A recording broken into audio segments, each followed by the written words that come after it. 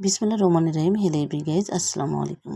এর আগে আমি আপনাদের গোলাপ ফুল বানিয়ে দেখিয়েছিলাম, কিন্তু আজ আমি গোলাপের কলি তৈরি করে আপনাকে দেখাবো। প্রথমে আমি একটা রুটি বেলে মাঝখান থেকে একটা কৌটার মুখার সাহায্যে রুটিটা আলাদা করে নিয়েছি এবং সাইডের অংশটা রেখে দিয়েছি। এখন ওই সাইডের অংশে আমি চামচ দিয়ে একটু সাজ করে নিয়েছি।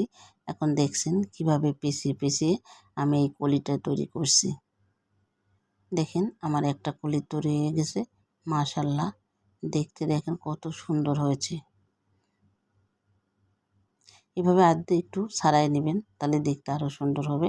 দেখেন একটা তৈরি করছি, এখন বাকিটা দিয়ে আরেকটা তৈরি করব। খুব শর্ট টাইমে আপনি এইভাবে অনেকগুলো গোলাপ তৈরি করে ফেলতে পারবেন। যে কোনো অনুষ্ঠানে এভাবে তৈরি করে আপনি পরিবেশন করতে পারেন।